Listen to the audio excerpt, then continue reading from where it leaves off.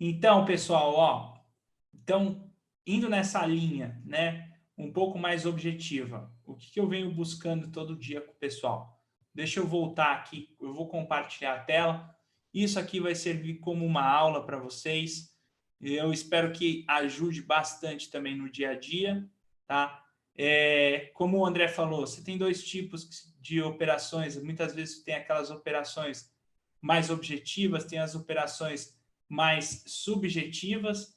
A gente não pode também, eu vejo às vezes o pessoal com um pouco de arrogância, né, sobre o mercado. Pessoal, o mercado não tem espaço para isso.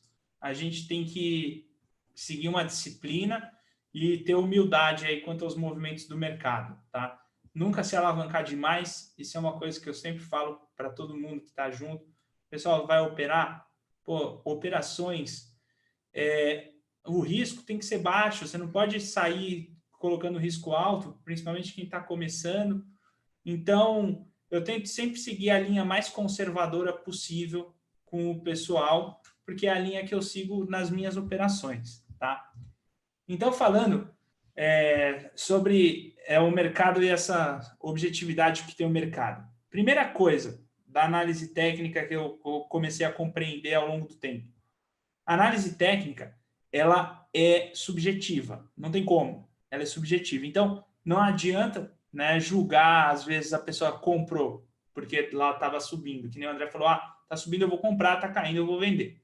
Sim, claro, a análise técnica é subjetiva. Eu não tenho como fazer algo extremamente objetivo. E a nossa função como trader, tá? Quando a gente estuda o mercado, tá legal?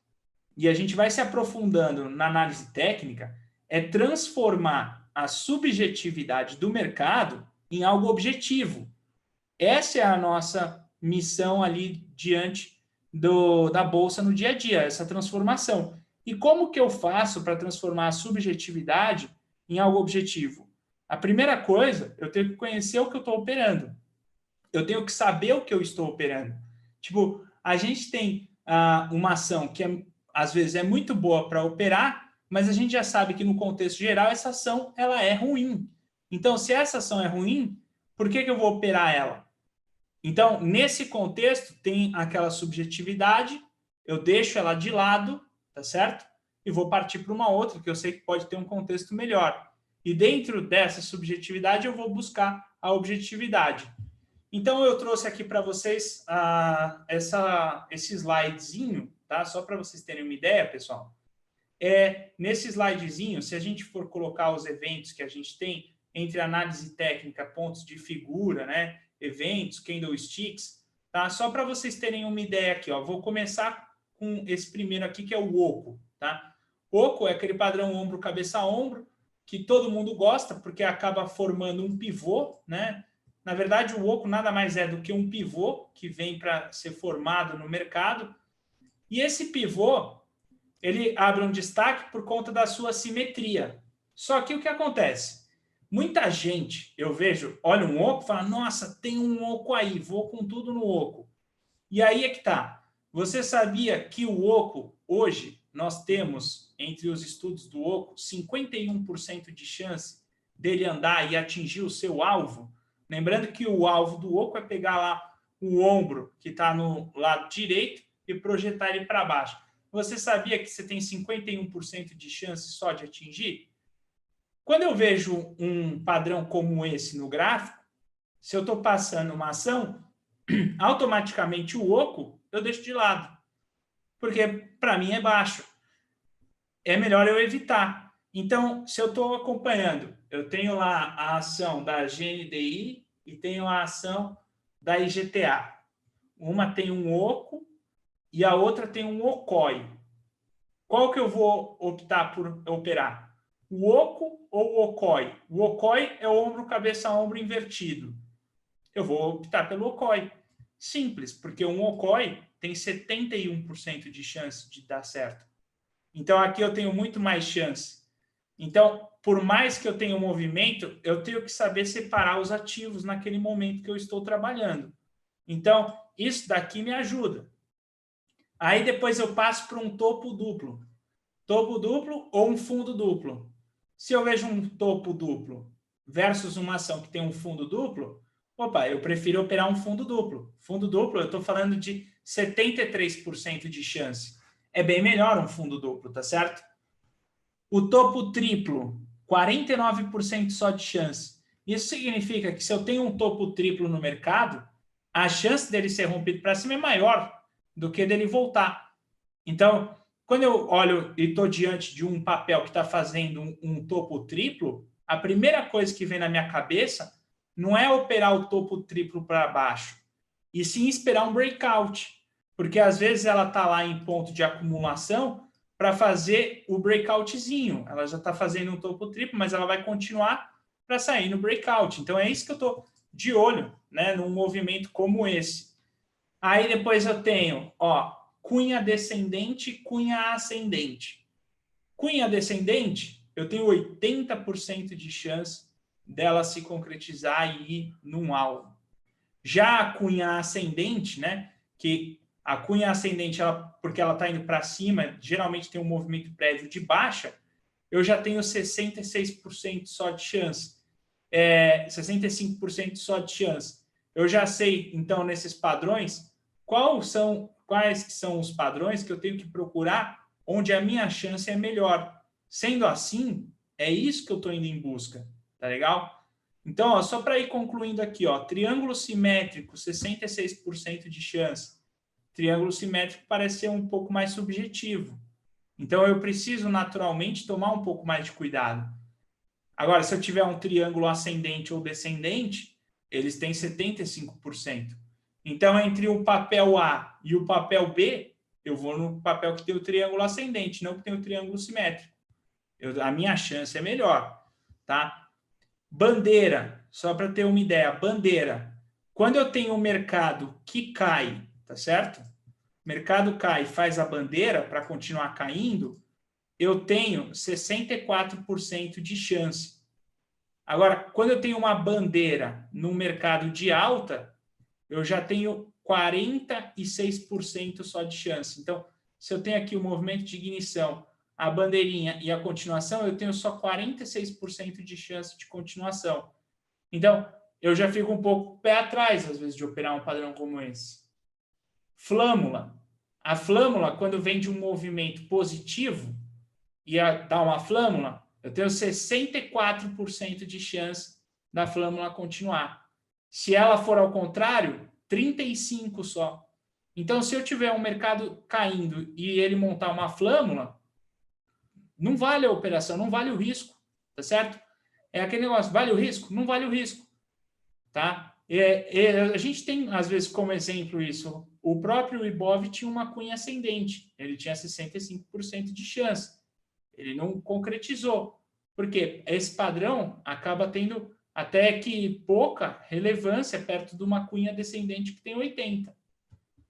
Cup and Handle, que o pessoal gosta bastante, que é aquele padrão de xícara, 50% só. Esse daqui parece bem subjetivo, 50%. 50% acaba sendo perigoso. Alargamento. Alargamento acontece direto, a gente vê alargamento. 68% de chance. Lembrando que o bom alargamento, ele está no topo. Ele nunca está no fundo, tá? Alargamento no fundo, aí isso aqui vai para 30% de chance. Entende? É um padrão mais comum no topo do mercado. Alargamento no fundo é quem fica girando, girando, girando o dia inteiro, né? Ganha um alargamento no fundo. Desculpa, eu não resisti, não aguentei. Eu tentei me segurar aqui, mas não consegui. Não, tá certo, é isso aí. Alargamento é no topo, pessoal. Lembra disso aí que nunca mais o pessoal vai esquecer. Alargamento bom, alargamento tá lá no topo. Diamante. Diamante em topo, 64% de chance de continuação da tendência. E de fundo, 65%. Lembrando que o diamante ele pode romper para um dos dois lados, mas ele gira em torno de 60% para qualquer um dos lados de rompimento. É um padrão bom até, se a gente for colocar, tá? Aí falando aqui, ó, volta em V. Volta em V é um trade que eu sempre passo para o pessoal e o pessoal pergunta sobre volta em V. É um trade que todo dia eu venho ensinando o pessoal métodos aí para pegar a volta em V. A volta em V, pessoal, para vocês terem uma ideia, tá? A gente está falando de 79% de chance de atingir o seu objetivo, uma volta em V. Lembrando que o objetivo de uma volta em V, aqui coloquei ela ao contrário, né? Seria um movimento dela de ponta cabeça. Um objetivo de uma volta em V é ela finalizar o movimento prévio.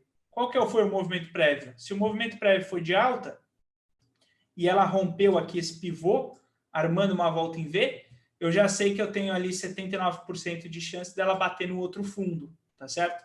E se for uma queda, dela voltar e bater no topo. É um padrão alto, tá certo? Um pivô aleatório, aquele pivô que veio no meio do nada.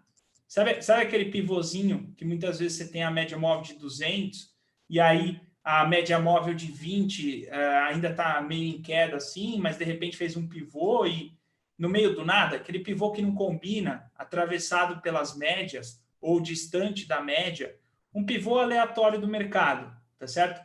A chance de conclusão desse pivô é de 40%. Agora, quando eu tenho um pivô alinhado, a gente está falando em 74% de chance.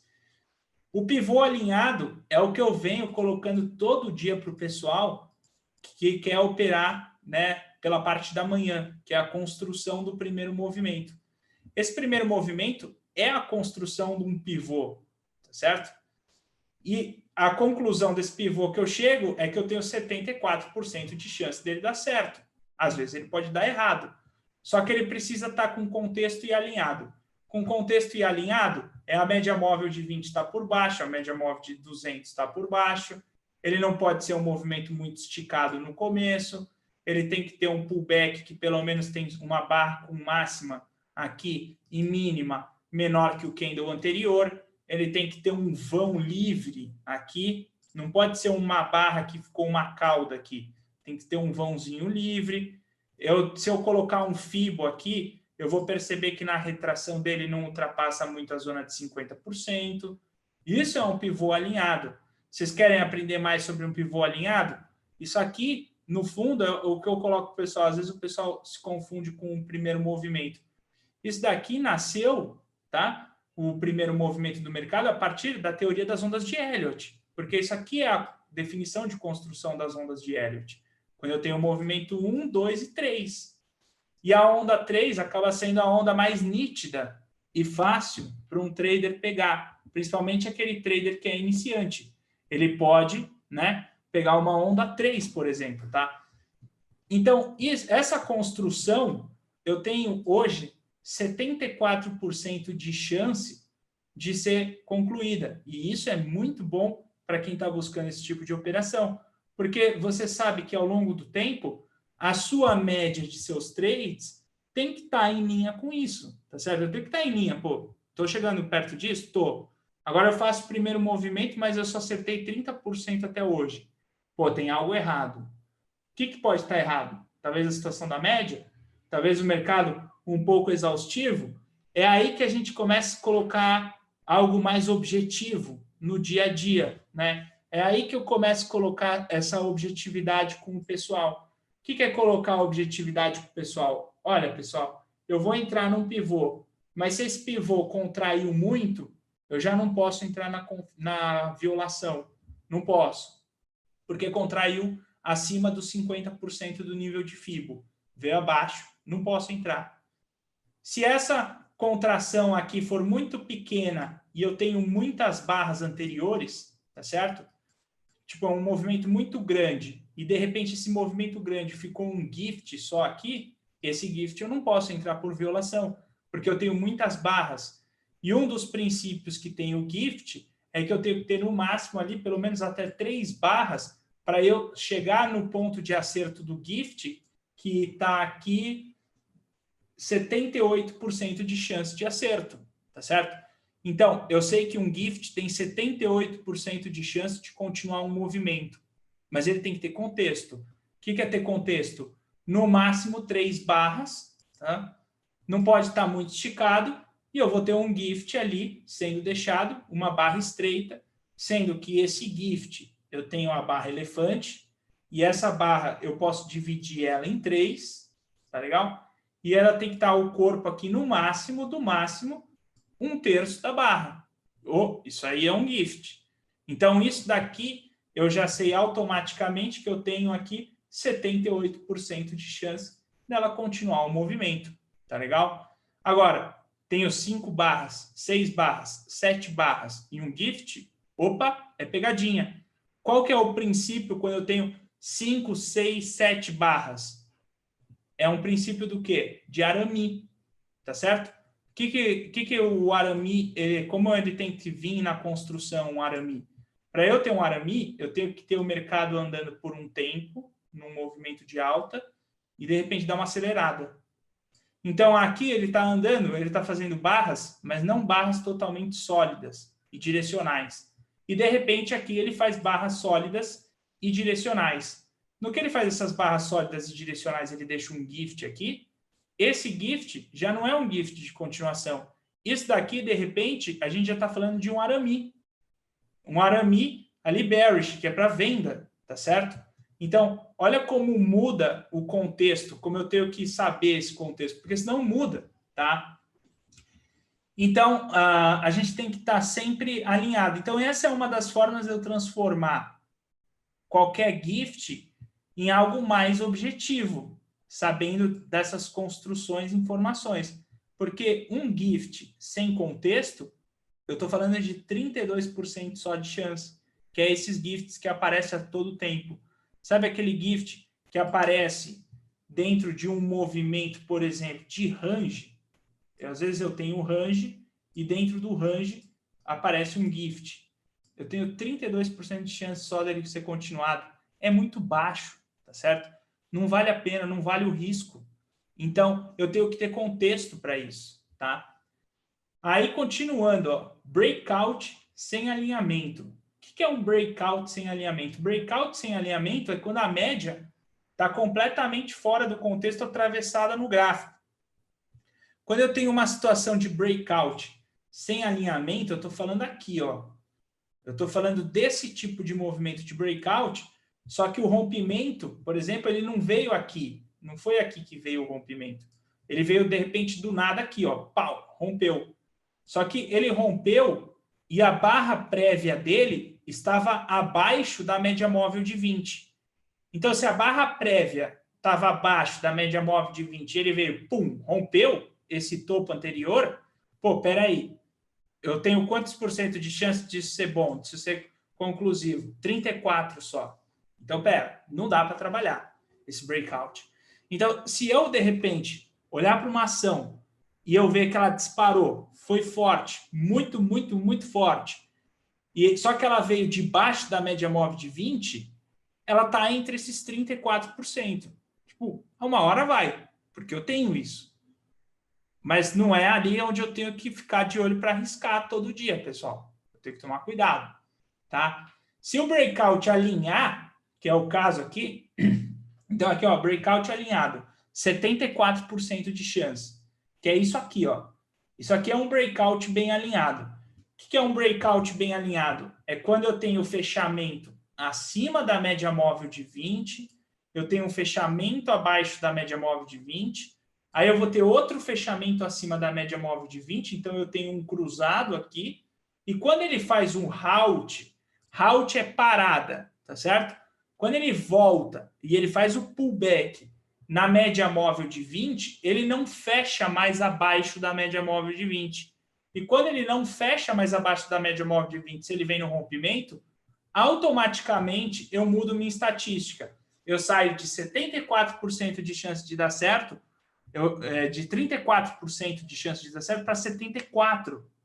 Então, veja, pessoal, jamais em uma situação como essa, você vai comprar um rompimento que o seu preço veio debaixo da média móvel de 20. Ou você vai vender de um preço que veio acima da média móvel de 20. Você tem que esperar fazer esse pivô, tá certo? Porque senão você não tem esse alinhamento aqui. Você vai estar trabalhando numa estatística muito baixa, tá?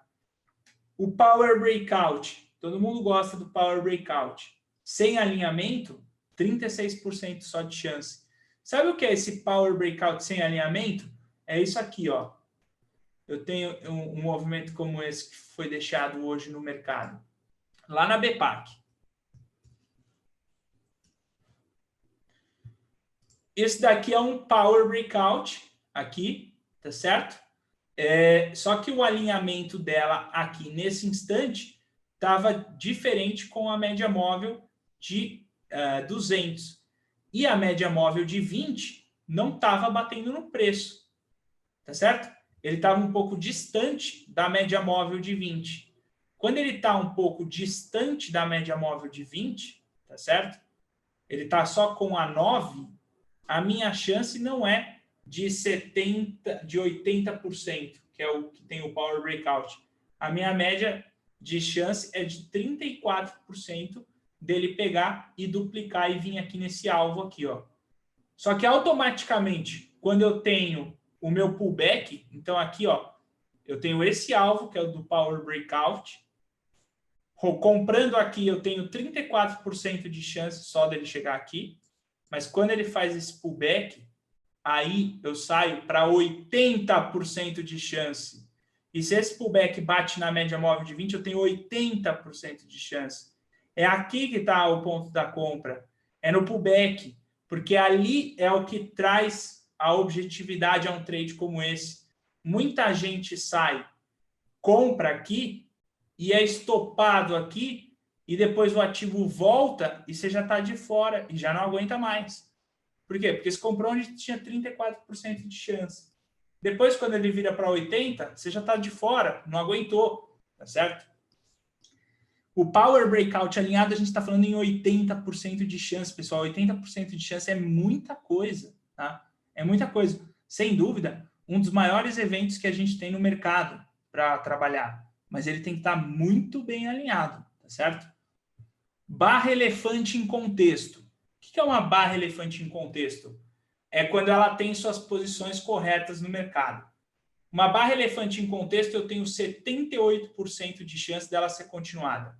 Então, por exemplo, estou olhando lá o mercado, tá certo? Eu tenho um exemplo aqui, ó, na INTU. Eu tenho um exemplo. Olha só que bacana. INTU, tá? Depois de um forte movimento de alta, tá legal? Afastado da média móvel de 200, ela soltou uma barra aqui que parece uma barra elefante lá no topo. Tem um pouquinho de cauda, aceitável. A questão é, se ela perde essa mínima, eu sei que aqui eu vou ter 78% de chance dela fazer uma queda aqui, dela deixar um pullback, dela vir aonde? Na média móvel de 20, tá legal? Eu tenho esse contexto, então, basicamente o que eu posso usar, tá? O que eu posso usar como regra para vocês, que é esse tipo de regra que eu coloco todo dia para os traders, que é o seguinte, eu tenho a média móvel de 200. No que eu tenho a média móvel de 200, se eu tenho uma barra elefante de venda lá no topo, eu posso colocar isso aqui como um primeiro evento. Porque ele está afastado da média móvel de 200. Basta ele romper, eu já sei que eu tenho 78% de chance, certo? Porque está lá na minha estatística, eu tenho 78% de chance dessa barra ser continuada. Mas mais ainda é se eu tiver um pivô alinhado. Porque se eu tiver um pivô alinhado, eu vou ter 74. Então, se eu tenho uma barra elefante lá no topo, média móvel de 200, a barra elefante nasce lá no topo, tá? E ela daqui, ela faz o rompimento, ele já engatou o meu 78% de chance de ser continuado. E se daqui ela faz um pivô que alinha nesse movimento afastado da média móvel de 200, eu tenho mais 74% de chance de acerto. Então, esse é o trade que eu tenho que praticar. Esse é o trade que eu tenho que fazer. Então, eu coloquei isso como regra. Qual que é a regra? Eu só vou fazer uma barra elefante lá no topo quando tiver um pivô alinhado e, se de preferência, alinhado com a média móvel de 20. Automaticamente, eu juntando as duas, eu chego em 80% de chance disso dar certo. O problema, tá? Principalmente para quem está operando day trade, e para quem está operando day trade, às vezes, num único ativo, é esperar acontecer isso.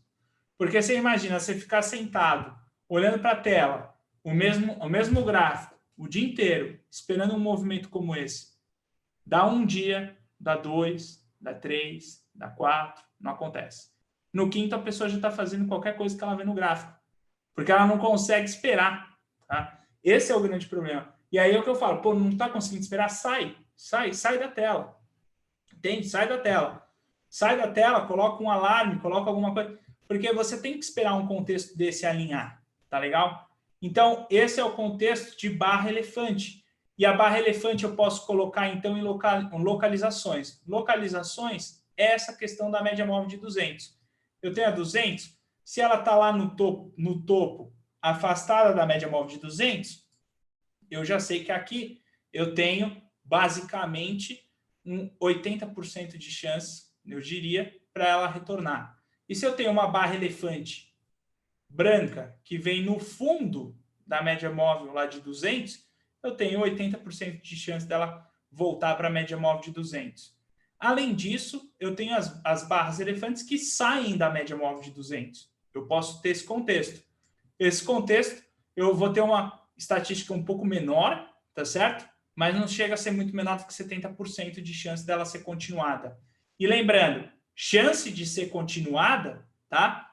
É assim, eu tenho a barra elefante, ela rompeu a barra elefante e já faz uma outra barra de força. Então, tipo, é um contexto duplo, tá? Essa é a chance de ser continuada uma barra elefante. Aí eu tenho as barras ignoradas. Então, ó, barra ignorada em contexto 78. Lembrando que barra ignorada em contexto, como a gente falou, é no máximo, do máximo, 3 barras eu tenho uma barra ignorada, eu tenho 78% de chance de ser continuado, tá? E se essa barra ignorada for sem contexto, aí é só 32% de chance de ser continuada. E isso é um problema. Eu vejo muitos traders, tá, sendo comido pelo mercado por essas barras ignoradas sem contexto, porque ela é muito atrativa. Por que ela é atrativa? Porque ela oferece aquele risco-retorno pequeno e aí a pessoa quer entrar em qualquer uma, né? E não é bem assim que funciona. Ó, só para vocês terem uma ideia, tá? Acompanhando, eu faço a revisão com o pessoal, estou fazendo a revisão desde o dia 12 de janeiro, que foi quando a gente começou, e desde o dia 12 de janeiro eu faço uma revisão no fechamento do mercado para o pessoal sobre índice dólar. A gente deve ver mais ou menos aí no dia 1 a 2 barras ignoradas que realmente são barras em contextos, que são aqueles contextos que eu passei no começo da live. Quem perdeu o comecinho da live, só voltar depois para ver. Rompimentos de suportes e resistência, 34% de chance. Então, o que acontece?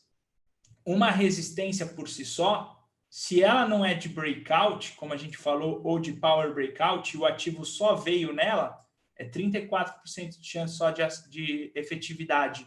Então, é nesse sentido que nasceram muitos traders que, quando vê o mercado batendo numa resistência, quer vender, e quando vê o mercado batendo num suporte, quer comprar. É através dessa estatística.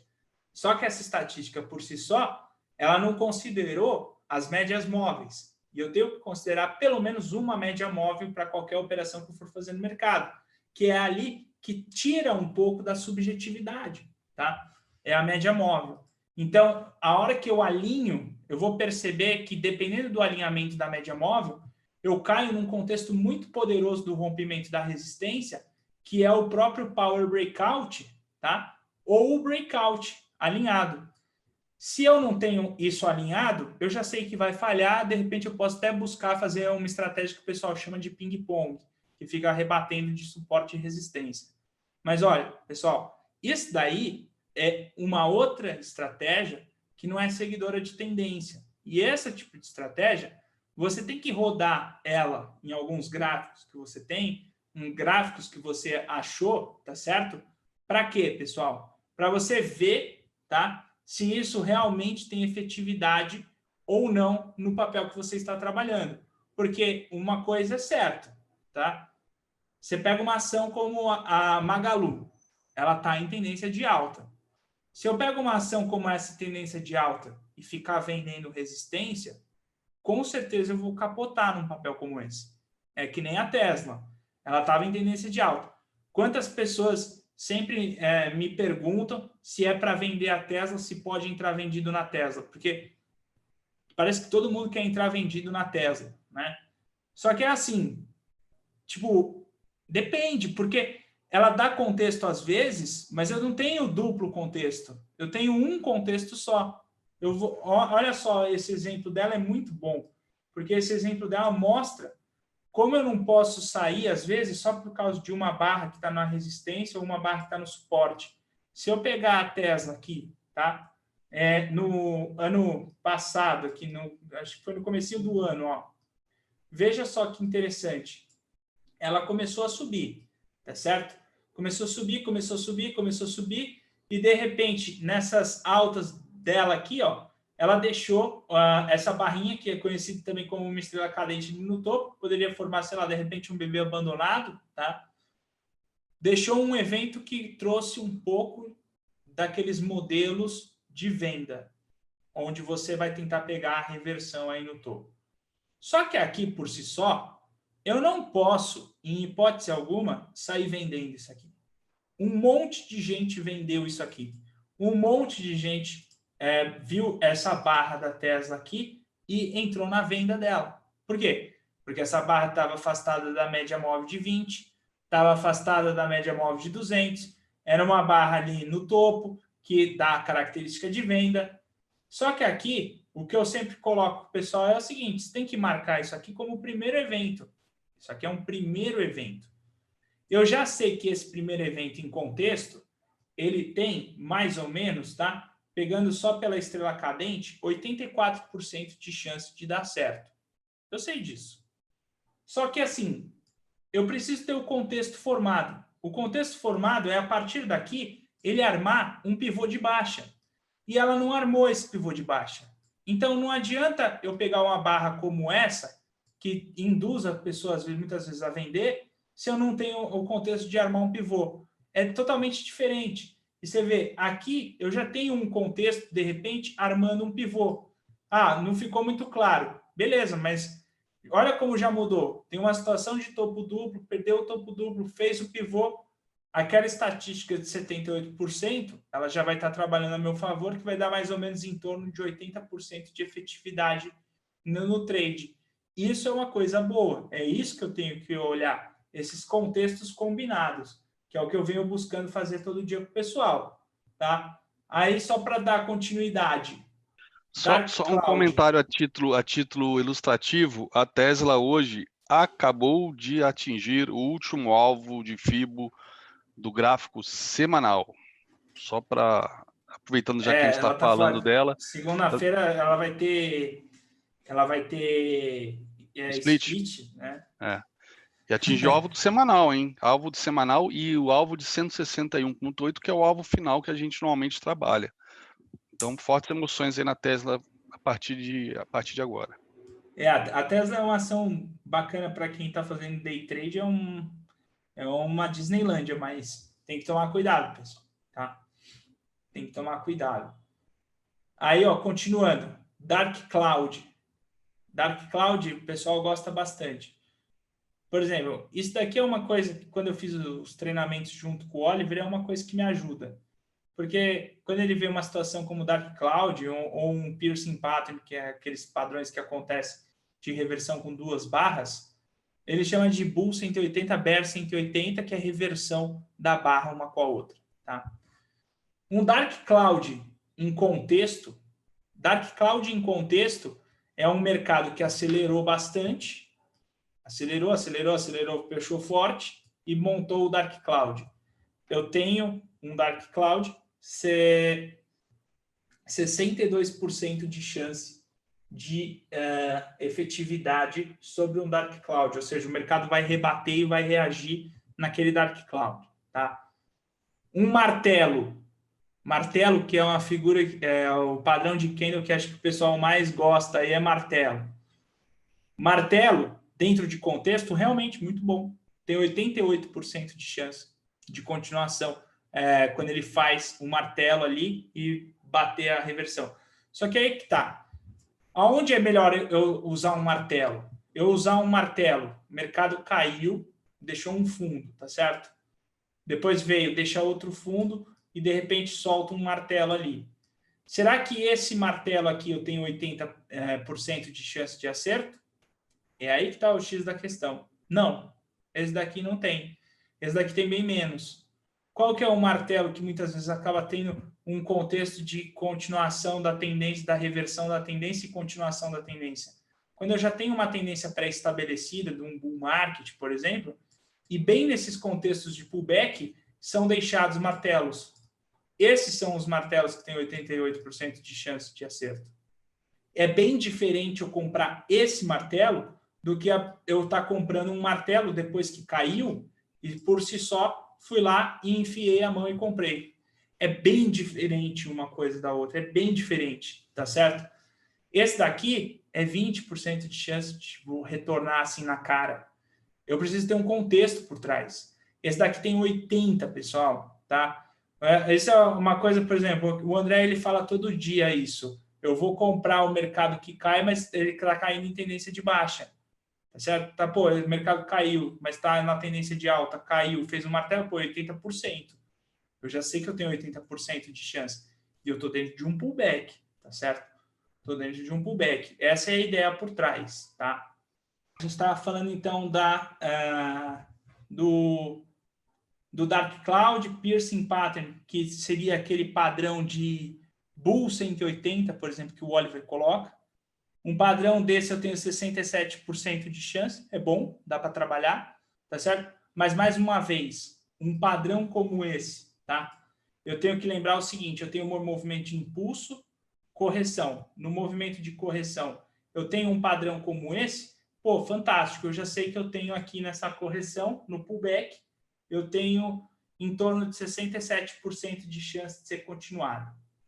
O spinning top, que é uma barra neutra, se eu estou numa tendência, eu tenho 83% de chance dela continuar a tendência, porque é uma barra neutra. Então, ela vai continuar a tendência. Um arame, tá? 69, quando é o arame que nasce lá no topo para reverter o mercado para baixo. 64, quando é o mercado que caiu e vai lá para cima. Lembrando, pessoal, arame, tá? Fundamental isso, tá? Quando a gente está falando desses padrõezinhos de candlesticks, que a gente fala de Bull, Bear, 180, a gente está falando de o arame, engolfo, arame, os piercing pattern que tem no mercado. Quando a gente está falando desses padrões, é essencial que eu tenha uma tendência 45 graus, que vai se formando, e de repente dá uma acelerada. E esse movimento é grande, amplo, e ele também no tempo, ele também tem muito tempo que ele é ocorrido. É fundamental que isso aconteça. E se isso acontecer e soltar um arame, eu já sei que ali eu tenho 69% de chance dele dar certo. Tá legal? E se eu alinhar com o pivô, aí eu vou para uns 80% de chance. E o sanduíche? Sanduíche, pessoal, muitas vezes fala, pô, eu tenho lá o rompimento, rompeu, só que voltou uma outra barra aqui que de repente sugeria uma venda, só que nessa que sugeria uma venda, de repente voltou para cima. Isso daqui é um padrão conhecido como stick sanduíche, tá? Por que sanduíche? Imagina que é o pão, né? Aí aqui é os frios que você coloca e depois o outro pão. Então, por isso que é o sanduíche, tá? Eu tenho num padrão de sanduíche 67% de chance de ser continuado. Lembrando que ele tem que estar em tendência. Então, por aí, a gente já pode saber o seguinte, ó, se, tá? Eu tenho um gift que foi formado, né, para colaborar aí com vocês, e daqui eu tiver um spinning top, tudo bem, se eu tiver um contexto de força, média móvel de 20, média móvel de 200 alinhado, e de repente ele rompeu, tem volume, eu posso até trabalhar porque eu tenho 83% de chance dele continuar o movimento. Agora, se for um sanduíche, eu já tenho menos. O sanduíche, que aí é quando eu vou ter esse movimento, só que desse movimento ele volta também. Olha só que engraçado, ele volta também e depois volta para cima. Se é esse o caso, eu só vou ter 67%. Então, é bem melhor eu trabalhar no spinning top, no RBI, no GBI, que são os gifts lá com barras estreitas, e no limite o spinning top. a minha chance de acerto é mais alta, é maior do que 70% de chance, tá certo?